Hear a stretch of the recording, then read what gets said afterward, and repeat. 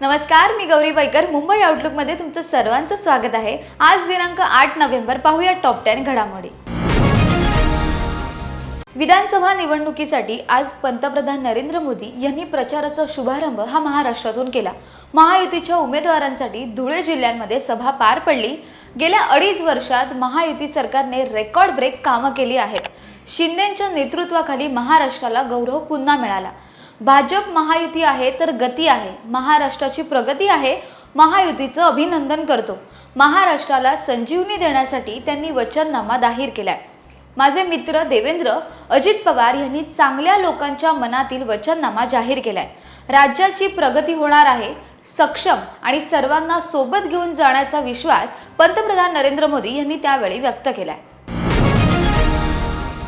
आजपासून पंतप्रधान नरेंद्र मोदी आणि केंद्रीय गृहमंत्री अमित शहा हे महायुतीच्या उमेदवारांसाठी प्रचारात उतरले आहेत. तर महाविकास आघाडीसाठी राहुल गांधी, शरद पवार आणि उद्धव ठाकरे हे देखील प्रचार सभांचा धडाका लावत आहेत. सांगली जिल्ह्यातील शिराळा येथे आज अमित शहा यांच्या नेतृत्वाखाली सभा पार पडली. या सभेत अमित शहा यांनी महाविकास आघाडीसह विशेष म्हणजे शरद पवारांवर टीकास्त्र केले. मी शरद पवारांना आज आव्हान देतो, तुम्ही कितीही जोर लावा पण संभाजीनगरचं नाव हे छत्रपती संभाजीनगरच राहणार, असं खुलं आवाहन शरद पवारांना त्यांनी केलंय. तुम्ही अशा लोकांना निवडून देताय ज्यांच्याकडे कल्पनाशक्तीच नाहीये, इच्छा देखील नाहीये. ही सगळी लोक वर्षानुवर्षे रोजगाराची स्वप्न तुम्हाला दाखवतायत, पण तुम्ही त्यांना विचारत का नाहीत, का नाही रोजगार दिलाय अजून? तुम्ही ज्यांना खासदार म्हणून निवडून देताय त्यांनीच तुमचे कोणते प्रश्न मांडले आहेत दिल्लीत? कोकणाचा कॅलिफोर्निया करू अशी आश्वासनं राजकारण्यांनी दिली आहेत, पण त्यासाठी काय प्रयत्न केले आहेत असा सवाल मनसे अध्यक्ष राज ठाकरेंनी गुहागर येथे जाहीर सभेतून जनतेला केलाय. तर मुंबई गोवा रस्त्याचं काम अजूनही झालेलं नाहीये. मी नितीन गडकरींना सांगितलं की अहो हा रस्ता किती वर्ष रखडला आहे, काहीतरी करा. त्यावर ते म्हणाले, अहो कंत्राटदार पळून गेलेत.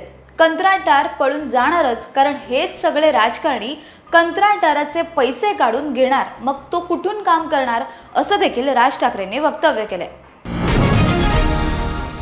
मालवण येथील राजकोट किल्ल्यावरील छत्रपती शिवाजी महाराजांचा पुतळा कोसळण्याप्रकरणी अटक करण्यात आलेला शिल्पकार जयदीप आपटे याला पश्चातापाचा लवलेश नसल्याचं आता समोर येत आहे.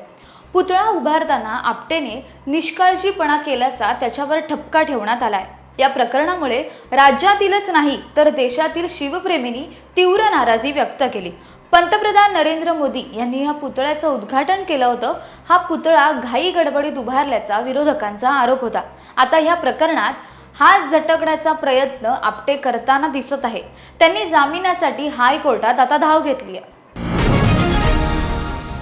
जयश्री शेळकेंच्या प्रचारार्थ आज बुलढाण्यात उद्धव ठाकरेंची सभा पार पडली. त्यावेळी त्यांनी तुम्ही सगळ्यांनी मिळून जयश्रीताईंना आमदार करा. आपलं बहुमत आल्यानंतर जालिंदरचा आमदार करण्याचं काम हे माझं आहे. अशी माणसं हल्ली सापडत नाहीत. जालिंदरने संपूर्ण तयारी केली होती, त्याने फक्त माझा आदेश ऐकला आणि तो थांबला. याची जबाबदारी मी आता घेतली आहे.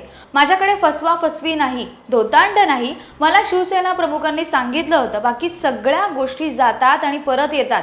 ट्रम्पही हरले होते, परत ते निवडून आले. आपण शब्द दिला की काही वाटेल ते झालं तरी शब्द पडू द्यायचा नाही. ही निवडणूक शिवसेना, काँग्रेस, राष्ट्रवादी हे सगळे मित्र पक्ष आहेत. आपल्या विरोधात सगळे महाराष्ट्रद्रोही आहेत, असं विधान त्यांनी त्यावेळी केलंय. महाविकास आघाडीच्या गाडीला ना चाक आहे ना ब्रेक आहे. चालकाच्या सीटसाठी तिन्ही पक्षात रस्सीखेच सुरू आहे. आम्ही जनतेला ईश्वराचं रूप मानतो. जनतेची सेवा करण्यासाठी राजकारणात आलो आहोत. मात्र महाविकास आघाडीतील नेते जनतेला लुटण्यासाठी राजकारणात आले आहेत. महाविकास आघाडीच्या नेत्यांनी प्रत्येक योजनेत भ्रष्टाचार केलाय. राज्यातील जनतेने यांचं 2.5 वर्षाचं शासन बघितलंय. आधी त्यांनी सरकार लुटलं, नंतर जनतेला लुटलं, अशी टीका करत पंतप्रधान नरेंद्र मोदी यांनी काँग्रेससह महाविकास आघाडीवर लक्ष केलंय. राष्ट्रवादीचे नेते आणि मंत्री छगन भुजबळ यांनी माझ्यासाठी तर ईडीपासून सुटका म्हणजे एक प्रकारचा पुनर्जन्मच होता. ईडीपासून सुटका झाल्याने अजित पवार यांच्या बरोबर गेल्याने सर्वांनीच सुटकेचा निश्वास सोडलाय असा दावा त्यांनी केला होता आणि त्यानंतर लगेचच त्यांनी सगळे दावे फेटाळत ईडीपासून सुटका करण्यासाठी आम्ही भाजप बरोबर गेलो असा आरोप आमच्यावर नेहमीच होत आले आहेत. तसंच महाराष्ट्र सदन घोटाळ्यात मला क्लीन चिट मिळाली, निवडणुकीच्या वेळेतच हे का छापलं जात आहे याबद्दल मला आश्चर्य वाटतं. मी ते पुस्तक वाचलेलं नाही, त्यात काय लिहिलेलं आहे हे मी नंतर पाहीन. आता सध्या माझं लक्ष हे प्रचारावर असणार आहे, असं विधान छगन भुजबळांनी केलंय. मंत्री छगन भुजबळांनी केलेल्या वक्तव्याचा आता राष्ट्रवादी शरदचंद्र पवार गटाच्या नेत्या आणि खासदार सुप्रिया सुळे यांनीही देवेंद्र फडणवीस आणि भाजप सरकारवर टीकास्त्र सोडलंय. तपास यंत्रणांचा गैरवापर करून पक्ष आणि घर फोडण्याचं पाप अदृश्य शक्ती करत आहे, हे आम्ही गेले 2 वर्ष सांगत आहोत. ज्यावेळी RR पाटील यांच्यावर या सगळ्यांनी मिळून आरोप केले, त्या फाईलवर शेवटची चौकशी कुणी लावली तर ती देवेंद्र फडणवीस यांनी लावली. त्यावर त्यांचीच सही होती. मुख्यमंत्री झाल्यावर त्यांच्या विरोधात ही कारवाई सुरू झाली. त्याच अजित पवारांना त्यांनी घरी बोलवून ती फाईल दाखवली. त्यामुळे देवेंद्र फडणवीसांवर खटला झालाच पाहिजे. त्यांनी राज्यातील जनतेची फसवणूक केली आहे, या सगळ्यांची उत्तरं देवेंद्र फडणवीसांनी द्यायलाच लागतील, असं आवाहन खासदार सुप्रिया सुळे यांनी उपमुख्यमंत्री देवेंद्र फडणवीसांना केलंय. उद्धव ठाकरे यांची मशाल ही क्रांतीची मशाल नसून घराघरात आग लावणारी मशाल आहे. धनुष्यबाण आमचा आहे म्हणणाऱ्यांनी मशालही घेऊन टाकलं आहे, अशी टीका राज्याचे मुख्यमंत्री एकनाथ शिंदे यांनी केली आहे. परांडा विधानसभेचे उमेदवार तानाजी सावंत यांच्या प्रचारासाठी सभेचं आयोजन केलं होतं. त्यावेळी त्यांनी बाळासाहेबांनी कमावलेले धनुष्यबाण त्यांनी विकून टाकलं असतं. बाळासाहेब यांचे विचार विकायला निघाल्यावर आम्ही उठाव करण्याचं धाडस केलं. तानाजीराव माझ्यासोबत खांद्याला खांदा लावून उभे होते. बाळासाहेबांनी कमावलेल्या धनुष्यबाणाची जाण, आण, बाण आणि शान नियतेने आमच्यावर सोपवली आहे. गिनीज बुकमध्ये नोंद झाली आहे असं काम तुमच्या पठ्ठ्याने केलंय. महाविकास आघाडी आणि महायुतीने केलेले कामं तुम्ही बघा. होऊन जाऊ द्या दूध का दूध आणि पाणी का पाणी, असं म्हणत मुख्यमंत्र्यांनी उद्धव ठाकरेंसह महाविकास आघाडीवर निशाणा साधलाय.